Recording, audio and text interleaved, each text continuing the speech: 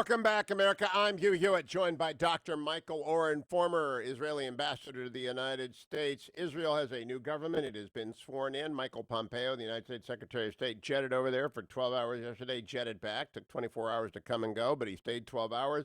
Dr. Oren, good morning. How are you?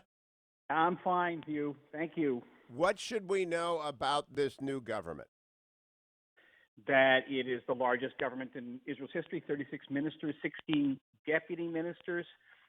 It is completely sui generis. It will have basically two prime ministers, one acting prime minister at a time. They will switch after a year and a half, 18 months. The foreign ministers will switch. A number of other ministries will switch. It's never been seen before in Israel's history, and most Israelis are skeptical about its longevity. What about the annexation of territory in Judea and Samaria? Is that going to happen?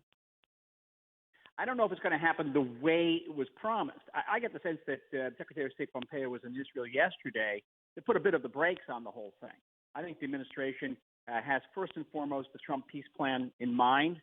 And in order for that Trump peace plan to work, you have to have the Gulf Arabs, particularly the Saudis, on board.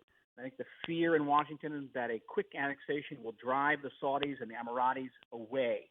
So it has to be coordinated. I think the annexation is a good pressure tool. You know, one of the cardinal differences between President Trump's diplomacy and that of every president before him was if in the past the Palestinians left the table and got rewarded, under the Trump administration, the Palestinians leave the table and they get punished, and then punished again and again. Trump closed the Palestinian embassy in Jerusalem. He cut off aid to UNRWA. He recognized Jerusalem as Israel's capital, moved the American embassy there. All those he saw as punishment for the Palestinians not coming to the table. Now he's saying if you don't come to the table, Israel's going to annex 30% of the West Bank. But if you come to the table, I'll put the brakes on it. And I think that you've got to sort of like wield the stick without actually smacking the Palestinians yet right now. I think the Secretary of State and the administration to give the Palestinians one last chance to come to the table. Now, Michael Oren, probably because I finished watching the third season of Fata this week in my quarantine, I look at Gaza and I say to myself, what is the solution when 97% of the aquifer cannot be drunk? What is the solution when it's 50% unemployment? I asked Richard Haas, and he said, look, there is no solution. What is the Gaza policy? It's run by terrorists. It is a complete catastrophe. It's a humanitarian fiasco. What do you do? Well, I say this without pride. I was in charge of the Gaza situation for about a year and a half for the government, so I know it very intimately, and I don't wish it on anybody else. It begins with the fact that you have Hamas there, and Hamas actually wants a humanitarian disaster. I know that's hard for a Western or American mind to wrap itself around, but they want to be able to say to the world, Hamas, look how much the Israelis are causing us to suffer. But they don't want it to be too much of a humanitarian problem.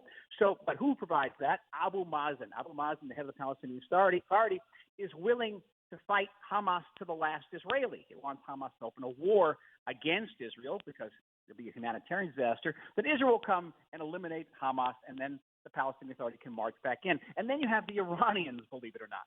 And the Iranians are willing to fight Israel to the last Palestinian. So they're going to get organizations like Islamic Jihad to fire rockets into Israel. Israel will fire rockets back. It'll escalate into a war, and it'll make the Israelis bog down in a terrible war in Gaza while the Iranians complete their nuclear program. You following all this? Yeah. This is Gaza. The solution of it begins with getting rid of Hamas. Nothing can happen as long as Hamas is there. It's a terrorist entity. It's like saying, what's the solution to the ISIS caliphate? The solution to the ISIS caliphate was getting rid of ISIS. Is the area livable if it were governed by responsible people? Well, when 8,000 Israeli settlers lived there in 21 settlements, they ran deluxe shorefront communities with hotels. They grew almost all of Israel's organic vegetables. They left greenhouses. They were purchased by Jewish philanthropists, mostly American Jewish philanthropists, and left the Palestinians when Israel withdrew in 2005, and the Palestinians dismantled them all and sold them all for parts. So the area, yes, could be a Riviera.